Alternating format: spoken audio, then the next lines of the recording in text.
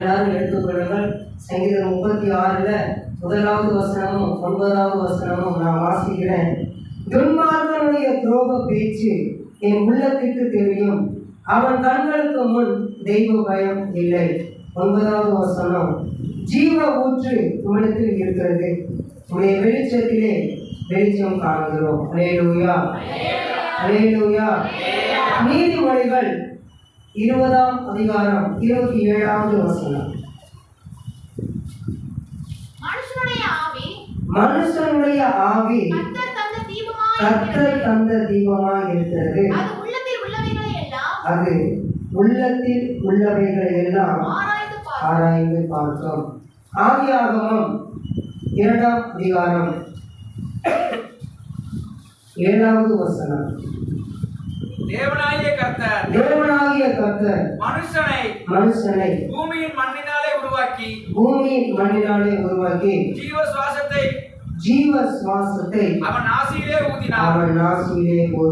மனுஷன் ஜீவாத்மாவானான். அல்லேலூயா. ஏசாயா தீர்க்கதரிசியின் புத்தகம் 60ஆம் அதிகாரம் 20வது வசனம். உன் சூரியன் இனி அஸ்தமிப்பதும் இல்லை, உன் சந்திரன் மறைவதும் இல்லை. கர்த்தரே உனக்கு நித்திய வெளிச்சமாய் இருப்பார். உன் துக்க நாட்கள் முடிந்து போ. அப்போஸ்தலர் 1ஆம் அதிகாரம் 8வது வசனம். பரிசுத்த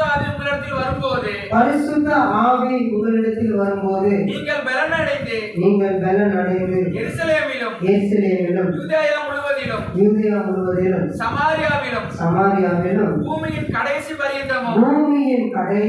பரியந்தமும் எனக்கு சாட்சிகளாய் இருப்பீர்கள் என்றார். சங்கீதம் 51 10வது வசனத்தில் இருந்து 12வது வசனம் வரைக்கும்.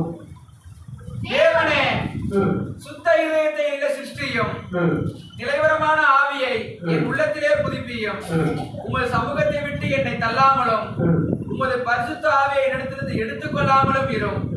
உமது ரட்சகத்தின் சந்தோஷத்தை திரும்பவும் எனக்கு தந்து உற்சாகமான ஆவி என்னை தாங்கும்படி செய்யும். 2 தீமோத்தேயு 1ஆம் அதிகாரம் 7வது வசனம். தேவன் நமக்கு பயமுள்ள ஆவியை கொடாமல் பலமும் அன்பும் தெளிந்த புத்தியுள்ள ஆவியை கொடுத்திருக்கிறார். அல்லேலூயா.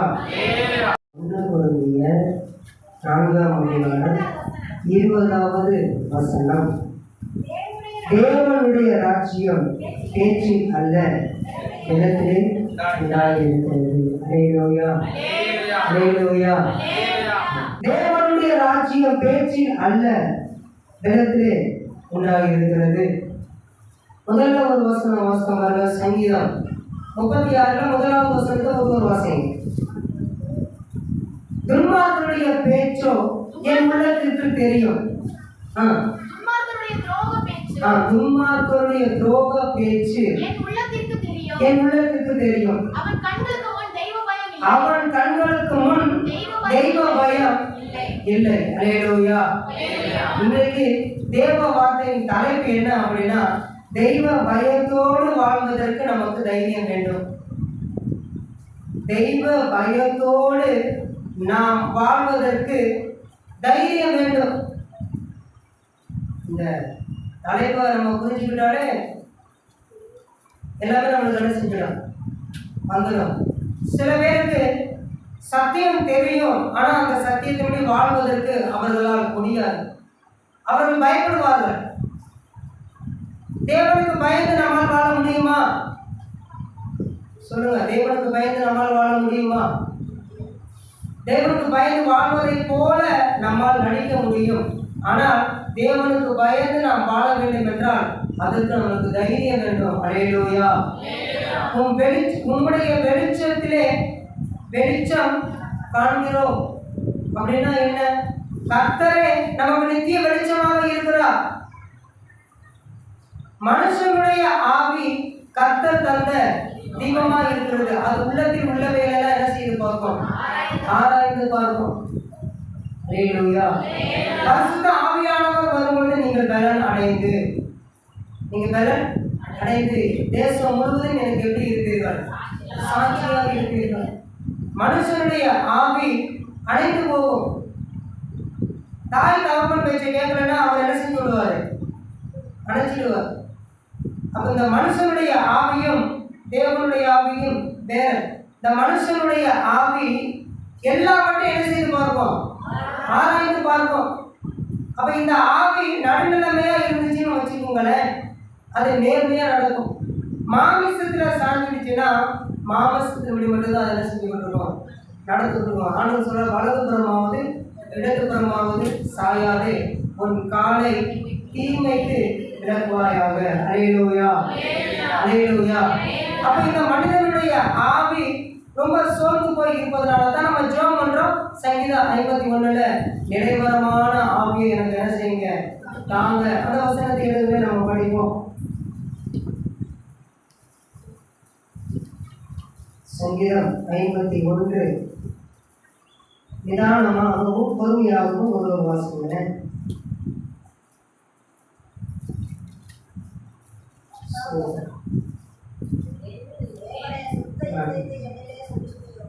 தேவனே சுத்த இருதயத்தை என்னிலே சிருஷ்டியும், நிலைவரமான ஆவியை என் உள்ளத்திலே புதுப்பியும். உமது சமூகத்தை விட்டு என்னை தள்ளாமலும் உமது பரிசுத்த ஆவியை என்னிடத்திலிருந்து எடுத்துக் கொள்ளாமலும் இரும். உமது ரட்சணியத்தின் சந்தோஷத்தை திரும்பவும் எனக்கு தந்து உற்சாகமான ஆவி என்னை தாங்கும்படி செய்யும். அல்லேலூயா. அப்போ நிலைவரமான ஆவியை இந்த பக்தன் வேண்டி என்ன செய்கிறார்? ஜெபிக்கிறார். நாமும் பரிசுத்த ஆவியானவரை வேண்டி விரும்பி கேட்கிறோம். ஆனா எதற்காக நம்ம கேட்கணும்? தேவ பயத்தோடு வாழ வேண்டும் என்றால் நம்முடைய ஆவியினால் தேவ பயத்தோடு என்ன செய்ய முடியாது? வாழ முடியாது. அதற்காகத்தான் ஆண்டவர் சொன்னார், நான் போனால் உங்களுக்கு ஒரு தேற்றரவாளரை நான் என்ன செய்வேன்? அனுப்புவேன்னு சொல்லியிருக்கிறார். அந்த தேற்றரவாளர் வந்தால் மட்டுமே நாம் தைரியமாக வாழ முடியும். எப்படிப்பட்ட தைரியம் தெரியுமா? ஸ்தேவான் முழங்கால் படிக்கிட்டு ஜெபம் பண்ணிக்கிட்டு இருக்கிறாரு. அப்புறம் என்ன செஞ்சுக்கிட்டு இருக்கிறாங்க? கல்லை எரிஞ்சுக்கிட்டு இருக்கிறாங்க. ஆனாலும் இவர் என்ன செய்து கொண்டு இருக்கிறார்? ஜெபம் பண்ணிக்கிட்டு இருக்கிறார். யாருக்காக? இவர்கள் அறியாமல் செய்து கொண்டு இருக்கிறார்களே, இவருடைய பாவங்களை என்ன செய்யும்?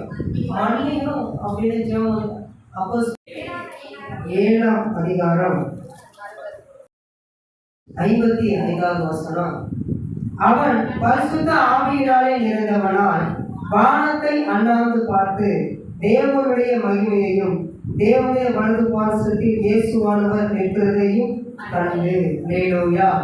அதற்கு பின்பு அவர் என்ன செய்கிறார்?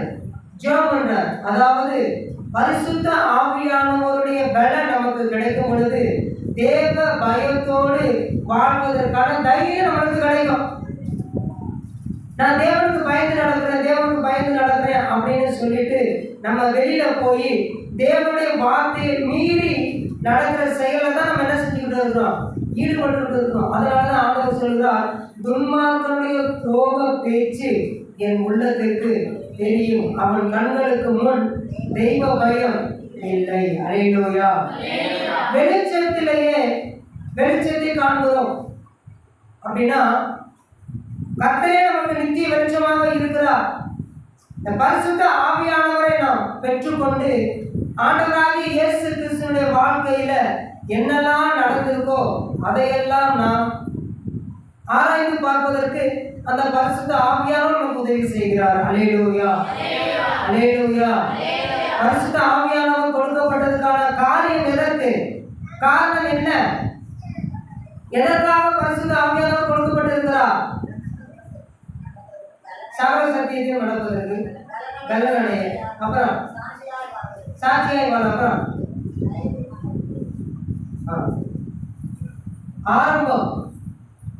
ஆரம்பமாகிறது.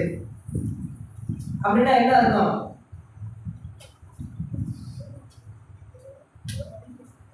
ஆரம்பமாகிறது. சரி, இது உங்களுக்கு ஆரம்பம் வர்றதுனால உங்களுக்கு குழப்பமா இருக்காது. உங்க வாழ்க்கை ஆரம்பமாகிறது அப்படின்னா என்ன அர்த்தம்? துவக்கம் அர்ப்பமானாலும் முடிவு சமுத்திரனா இருக்கும் அப்படியே. சத்தமா என்னம்மா? பிரச்சனைக்கு முடிவு வந்துருச்சுன்னு அர்த்தம். போராட்டத்துக்கு முடிவு வந்துருச்சுன்னு அர்த்தம். அல்லேலூயா, அல்லேலூயா. எனக்கு சந்தேகம், பிரச்சனைக்கு முடிவு வந்துருச்சு அப்படின்னு நம்ம சொல்லிட்டோம்னா அது அங்கிருந்து என்ன ஆரம்பிக்குது? துக்கத்துக்கு முடிவுனா சந்தோஷத்துக்கு அங்கே ஆரம்பம். அல்லேலூயா, அல்லேலூயா. அப்போ சில பேர் இந்த மாதிரியான சில சமாதானப்படுத்துகிற வார்த்தைகள் அப்படின்னு சொல்லுவாங்க. ஒருத்தவங்க கஷ்டத்தில் இருக்கிறாங்கன்னா அவங்கள போய் இவங்க தேற்றுவதற்காகவும் ஆற்றுவதற்காகவும் சில ஆலோசனை சொல்ல போவாங்க இல்லையா? ஆலோசனை சொல்ல போயிட்டு மறுபடியும் அவங்க என்ன செஞ்சுட்டு வந்துடுவாங்க, கஷ்டப்படுத்திட்டு வந்துடுவாங்க. ஆனால் நம்ம எப்படி சொல்லணும்னா, நடக்கிறத விட்டுட்டு கவலைப்படாதீங்க, இனிமேல் தான் உங்களுக்கு வாழ்க்கை என்ன செய்யுது, ஆரம்பமாகுது. அல்லேலூயா. உங்களுடைய பலவீனத்துக்கு போராட்டத்துக்கெல்லாம் ஆண்டவர் என்ன செஞ்சிட்டாரு, ஒரு முற்றுப்புள்ளி வச்சுட்டார் அப்படின்னு சொல்லி மறுபடியும் அதை ஞாபகப்படுத்துவதை விட, இல்லை இனிமேல் தான் உங்க வாழ்க்கை நடக்க போகுதுன்னா நன்மையாக மட்டும் நடக்க போகுதுங்க அப்படின்னு சொல்லலாம். அல்லேலூயா, அல்லேலூயா. நம்முடைய வாழ்க்கை துவங்குது என்றால் இதற்கு முன்பாக இந்த எல்லா காரியத்துக்கும் ஆண்டவர் என்ன செய்து வைத்து விட்டார், முடிவை வைத்து விட்டார். நிச்சயமாகவே முடிவு உண்டு அப்படின்னு நான் என்ன செஞ்சிருக்கிறார், சொல்லியிருக்கிறார். அல்லேலூயா, அல்லேலூயா. சத்தமுறையிலே சொல்லுவோமே. பரிசுத்த ஆவியானவர் எதற்கு? நீங்க என்ன சொல்றீங்கன்னா, சகல சத்தியத்துக்குள்ள நடந்த தரநடைய சாட்சியாக ஆண்டவர் என்ன சொல்லியிருக்கிறான்னா, இயேசுடைய வாழ்க்கை நடந்ததெல்லாம் சொல்லிக் கொடுக்கிறேன். பரிசுத்த ஆவியானவர் எதற்காக நான் உங்களுக்கு தருகிறேன் என்றால், என் வாழ்க்கையில் நடந்தது எல்லாம் அவர் உங்களுக்கு என்ன செய்வார், எடுத்து சொல்லுவார். எனக்குள்ள இருக்கிறதே உங்களுக்கு என்ன செய்வாரு, விவரமா சொல்லுவார். ஒரு ஆள் சொன்னாதான் நமக்கு புரியும். பிலிப்பு ஒரு இடத்துல இருப்பார், ஒரு சேனாதிபதி ரதத்தில் அப்படி போயிட்டு இருப்பார். அவன் ஏசாயா தீர்க்கதரிசியின் புத்தகத்தை என்ன செஞ்சுட்டு இருப்பார், வாசித்துட்டு இருப்பார். அப்ப ஆண்டவர் சொல்லுவார் பிலிப்போ பார்த்து, அந்த ரதத்தோடு கூட போய் என்ன செஞ்சீங்க, நான் சொல்லும் போதே நீங்க அதிகாரத்தை எடுத்துக்கலாமே. அப்படி போய் சேர்ந்துடுவான். அப்படி போய் சேரும் பொழுது, உனக்கு இதை குறித்து எல்லாம் தெரியுமா அப்படின்னு சொல்லி கேட்கும்போது அவர் சொல்லுவார், இல்லை யாராவது ஒருவர் சொன்னாதானே எனக்கு தெரியும். உடனே பிலிப்பு எல்லாவது என்ன செய்ய ஆரம்பிப்பார், சொல்ல ஆரம்பிப்பார். அந்த நாள்லயே அவர் என்ன செஞ்சுக்குவார், ஞானத்தை எடுத்துவார். எந்த அதிகாரம் தெரியலையா? 8ஆம் அதிகாரம்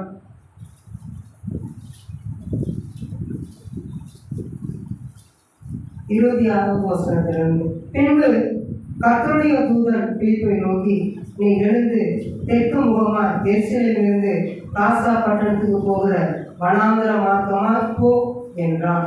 அந்தபடி அவன் எழுந்து போனான். அப்பொழுது எத்தியோப்பியருடைய ராஜஸ்திரியாகிய கந்தாகே என்பவளுக்கு மந்திரியும் அவளுடைய பொக்கிஷம் எல்லாவற்றிற்கும் தலைவனுமாய் இருந்த எத்தியோப்பியனாகிய ஒருவன் பணிந்து கொள்ளும்படி எருசலேமுக்கு வந்திருந்து ஊருக்கு திரும்பி போகும்போது தன் ரதத்திலே உட்கார்ந்து ஏசாயா தீர்க்கதரிசியின் ஆகமத்தை வாசித்துக் கொண்டிருந்தான். ஆவியானவர் நீ போய் அந்த ரதத்துடனே சேர்ந்து கொள் என்று பிலிப்புடனே சொன்னான். அப்பொழுது பிலிப்பு ஓடி போய் சேர்ந்து அவன் ஏசாயா தீர்க்கதரிசியின் ஆகமத்தை வாசிக்கிறதை கேட்டு, நீ வாசிக்கிறவைகளின் கருத்து உமக்கு தெரியுமா என்றான். அதற்கு அவன், ஒருவன் எனக்கு தெரிவிக்காவிட்டால் அது எனக்கு எப்படி தெரியும் என்று சொல்லி பிலிப் ஏறி தன்னோடே உட்கார்படி அவனை வேண்டிக் கொண்டான். அவன் வாசித்த வேத வாக்கியம் என்னவென்றால், அவர் ஒரு ஆட்டை போல அடிக்கப்படுவதற்கு கொண்டு போகப்பட்டார். மயிர் கத்திரிக்கிறவனுக்கு முன்பாக சத்தமிடாது இருக்கிற ஆட்டுக்குட்டியை போல அவர் தமது வாயை திறவாதிருந்தார். யாரு இந்த ஆவியானவர் யாரை பற்றி சொல்லுகிறார்? நீங்கள் பெற்ற ஆவியானவர் யாரை குறித்து தான் உங்களுக்கு சொல்ல வேண்டும்? வேற ஒருவரை பார்த்து உங்களிடம் சொல்ல வேண்டுமா? சொல்லுவாரா? அல்லேலூயா.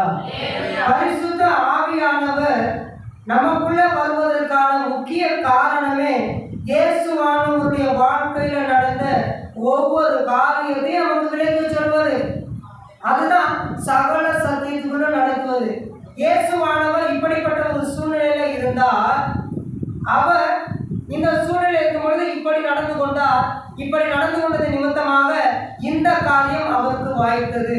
ஆகவே உங்களுக்கு இப்படிப்பட்ட சூழ்நிலை வந்திருக்கிறது, நீங்களும் இந்த காரியத்தை செய்யுங்கள், அவருக்கு கிடைத்ததை போல உங்களுக்கும் ஜெயம் கிடைக்கும் என்று பரிசுத்த ஆவியானவர் நமக்கு உணர்த்துவார். அல்லேலூயா, அல்லேலூயா. ஆண்டவர் சகலத்துக்கும் அதிகாரத்தை பெற்றார் தன் பிதாவிடத்திலிருந்து. ஆனால் ஒரு முறை கூட அந்த பிதாவுக்கு கொடுக்க வேண்டிய கணத்தை இவர் எடுத்துக்கொள்ளவே இல்லை.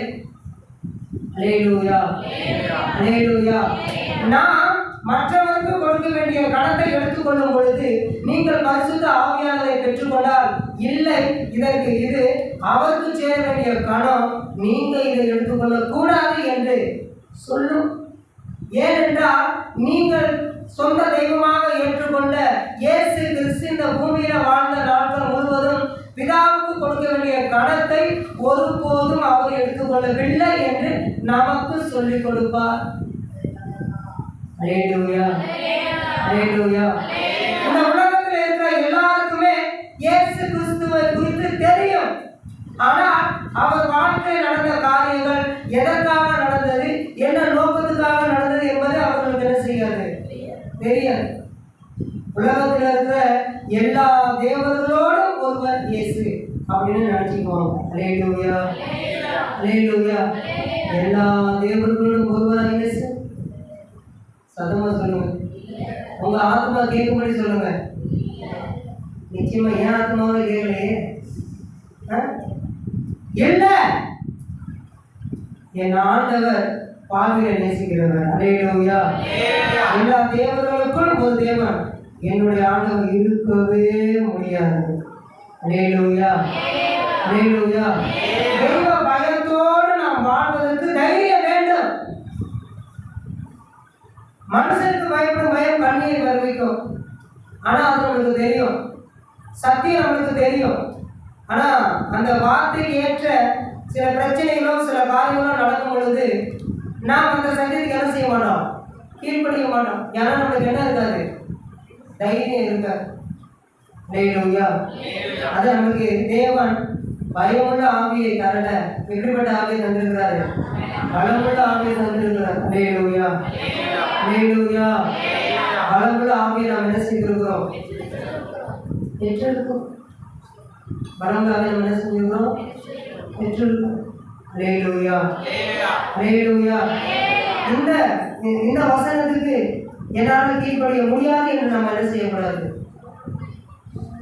சொல்லக்கூடாது.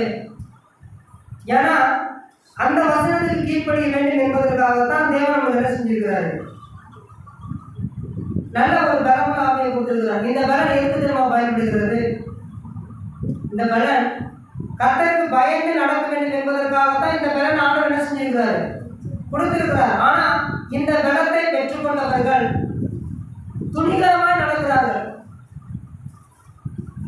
அவர்கள் கண்களுக்கு முன்பு என்ன இல்லை, தெய்வ பயம் இல்லை. பயந்து பயந்து நடந்தவங்க தேவனத்தை பலனை பெற்றுக்கொண்டதுக்கு பின்பு துணிகரமா நடக்கிறாங்க. அதற்கு சாட்சி யாரு, நானே சொல்றேன். பழைய ஏற்பாட்டில் இருக்கிற சவுல், சாமுவேல் செய்ய வேண்டிய வேலையை யார் செஞ்சார், சவுல் செஞ்சார்.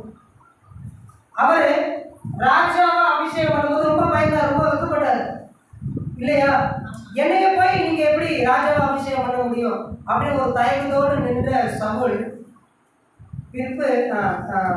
பின்னாட்கள்ல சாமுவேல் செய்ய வேண்டிய வேலையை இவர் என்ன செய்ய ஆரம்பிச்சிட்டாரு. இப்ப பாருங்கள, தேவனுடைய பலத்தை பெற்றவர்கள் ஊழியக்காரனை மிஞ்சும் அளவுக்கு தைரியமாகவும் பேசுவதற்கு தங்களை அவங்க என்ன செஞ்சுக்கிறாங்க, ஆயத்தம் பண்ணிக்கிட்டாங்க. இவர்களுக்கு தேவன் கொடுத்த பலன் தைரியம் மற்றவர்களை குறை சொல்வதற்காக அல்ல, தேவனுடைய வார்த்தையின்படி நாம் வாழ வேண்டும் என்பதற்காகத்தான் தேவன் பலத்தை கொடுத்திருக்கிறார். அல்லேலூயா. தைரியத்தை செஞ்சிருக்கிறார்? தைரியம் என்ன செஞ்சிருக்கிறாரு? கொடுத்திருக்கிறார். ஒரு யானை கதை நான் உங்களுக்கு சொல்லியிருக்கேன், ரொம்ப நாள் ஆயிடுச்சு. மறுபடியும் இன்று ஆண்டவர் ஞாபகப்படுத்துறதுனால நான் அதை சொல்றேன்.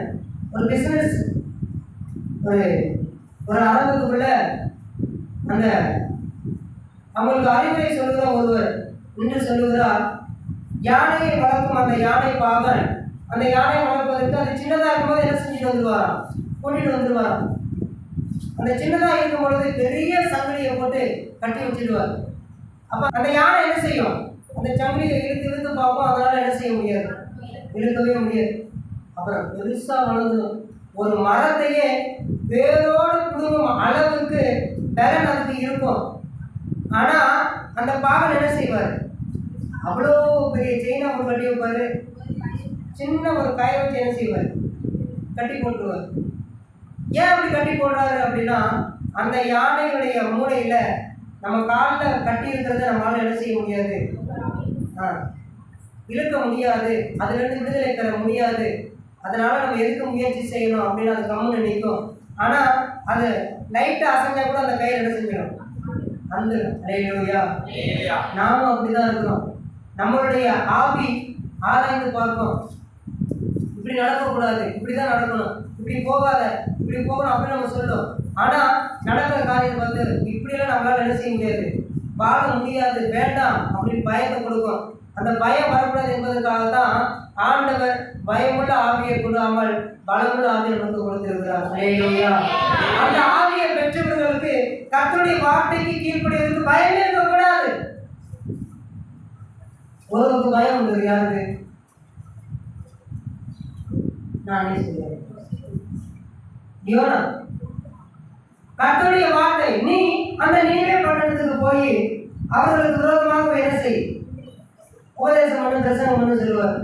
ஆத்தாடி, அவங்க பெரிய கொலகாரங்களே, அங்கே போய் நான் என்ன செய்யறது, தரிசனம் பண்ண சொல்லிட்டு இவர் வேற பக்கம் போயிட்டார்.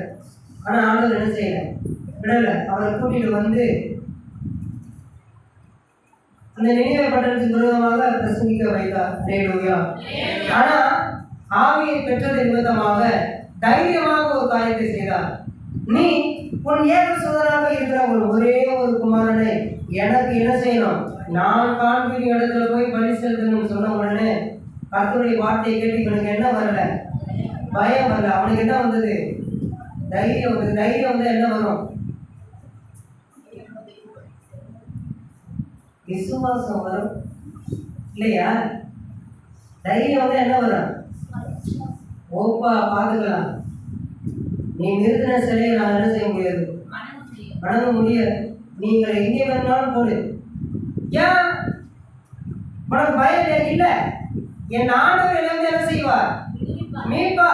அப்படியே இல்லாட்டாலும் என் தேவனுக்காக என் ஜீவனை நான் என்ன செய்வேன், இழந்து போவேன். அல்லேலூயா. கேள்விப்பட்ட ஒரு செய்தி, ஒரு கர்ப்பிணி பெண், அந்த சகோதரிக்கு ஒரு 5 வயது ஒரு குழந்தை, பெண் குழந்தை. அந்த பக்கம் அந்த குழந்தை கத்துது, இந்த பக்கம் அண்ணன் மூட்டுல ஒரு சேர் இருக்கு.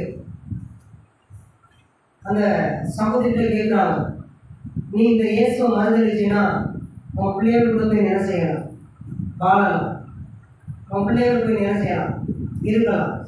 ஆனால் அந்த இயேசுவை நீ மறுதளிக்கலைன்னா இந்த சேரில் உடைய முதல்ல என்ன செய்வோம், உட்கார போகும் அப்படின்னு சொல்லியிருக்கோம். அப்போ அந்த சகோதரி அந்த பிள்ளையை பார்த்து கத்துவங்க என்ன செய்வா, பார்த்து வருவான்னு சொல்லி அந்த சேரில் என்ன செஞ்சுருக்காங்க, உட்கார்ந்துருக்கிறாங்க. அல்லேலூயா. அவங்களுக்கு எப்படி ஒரு தைரியம் வந்தது, அவங்களுக்கு எப்படி அந்த தைரியம், இந்த வேதத்தில் நடந்தது. நான் பிறக்கிறதுக்கு முன்னாடி, என் தாத்தா பிறக்கிறதுக்கு முன்னாடி அப்போ நடந்தது. சிலர் சொல்றாங்க இது அந்த காலத்தில் எழுதப்பட்ட வசனங்கள், இப்ப இருக்கிற காலத்துக்கு ஒத்து என்ன செய்யாது, இருக்காது அப்படின்னு சொல்றாங்க. அல்லேலூயா. எதற்கு நாம் பிரித்து கொள்ள சொல்றோம், இதுக்கெல்லாம் இப்ப நம்ம நடக்க முடியுமா, இப்படிலாம் நடக்க முடியுமா? அது ஏதோ அந்த காலத்துல நடந்திருக்கு. இப்ப குடிமதிப்பு மக்கள் வந்து கணக்கு எடுக்கிறாங்களா இல்லையா?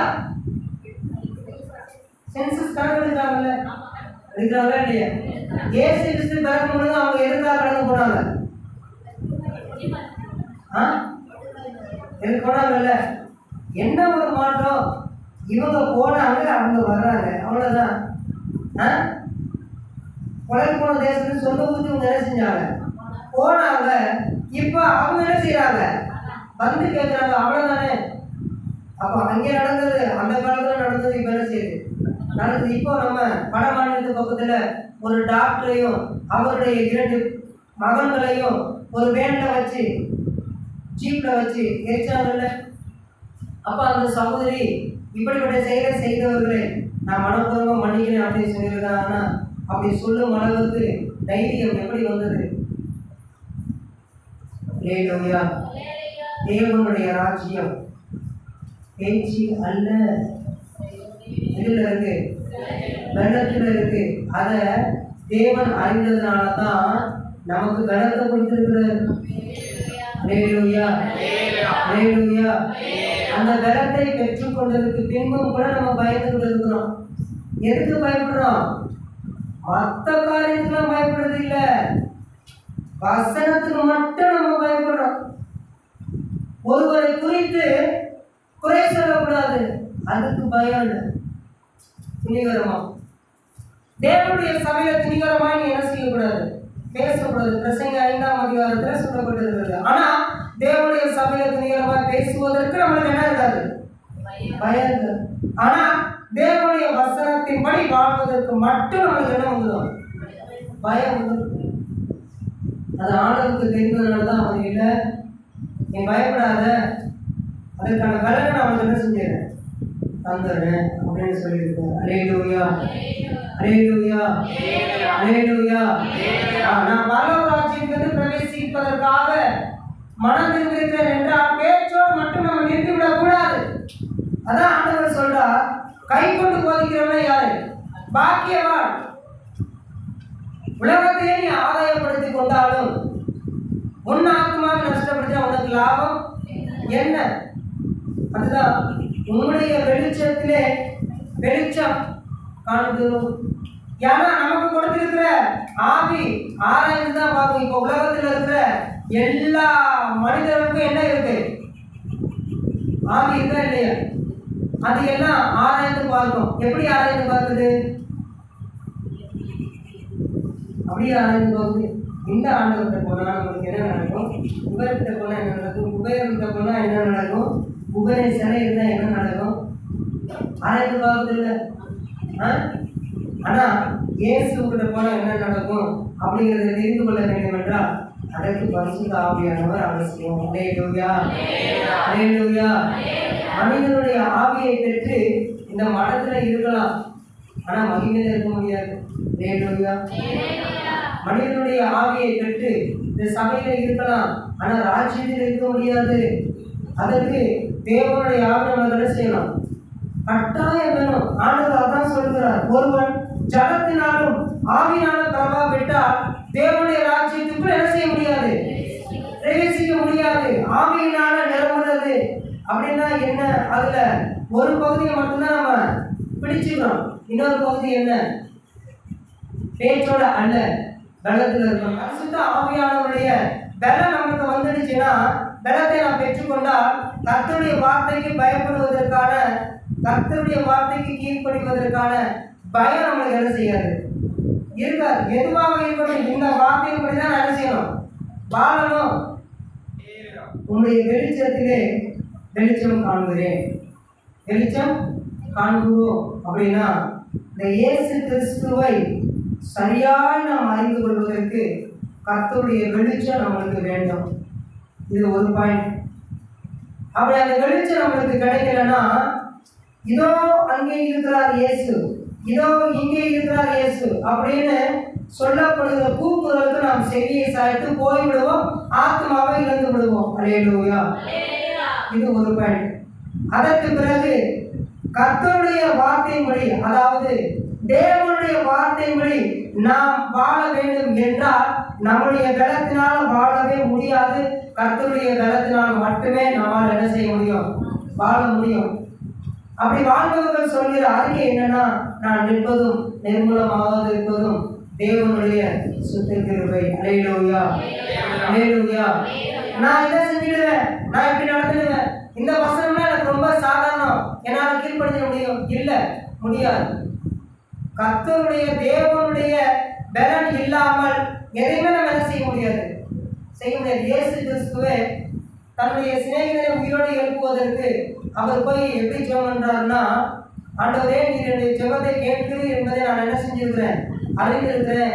ஆனாலும் என்னுடைய தேவைக்காக என் நண்பன், கவனிக்கணும், என் நண்பன் என் சிநேகிதன் இறந்துட்டான், அதற்காக நான் இப்படி சொல்றேன், லாசருவே வெளியே வா அப்படின்னு சொல்லல.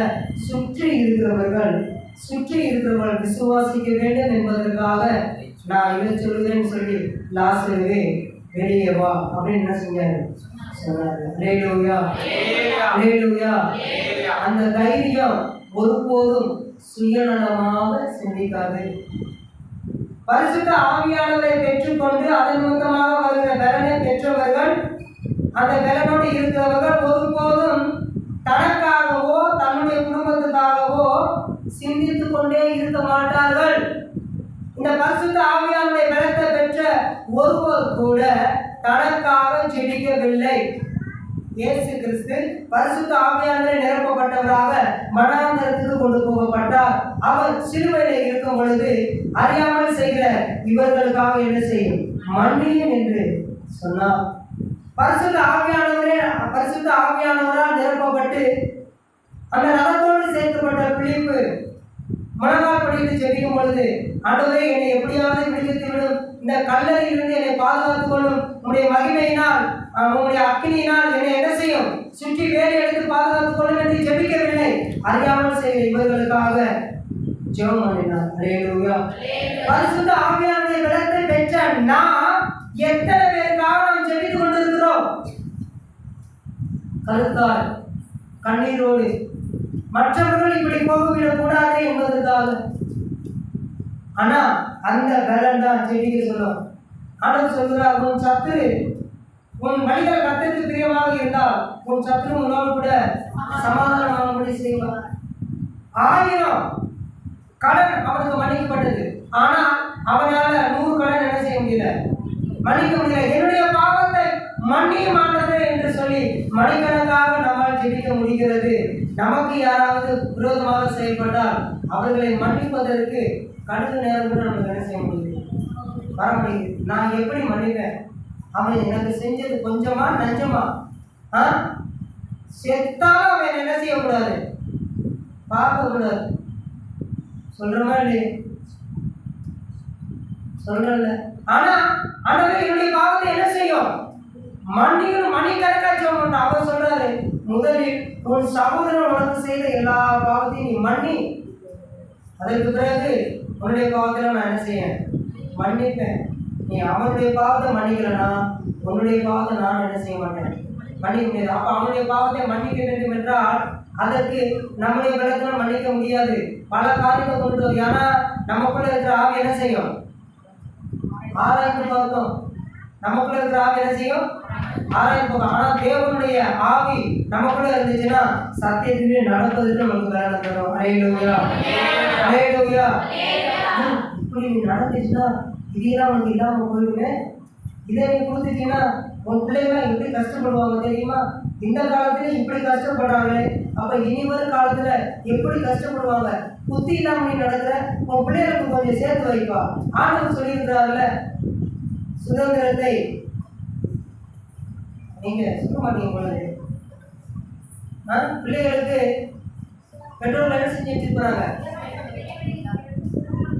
சுதந்திரத்தை என்ன செஞ்சுட்டு போறான், வச்சுட்டு போறான். அதனால நீ வச்சுட்டு போறது இல்லையா, ஆராய்ந்து பார்க்க சொல்லும்.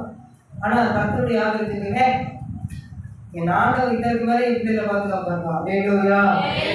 நான் இங்க சேர்த்து வச்சா பூச்சிட்டு மேலே என்ன செஞ்சுட்டு போயிடும், வச்சுட்டு. ஆனா என் தேவனத்துல சேர்த்தேன்னு வச்சுக்கோங்களேன், அது எனக்கும் கிடைக்கும், என் பிள்ளைகளுக்கு கிடைக்கும். அல்லேலூயா.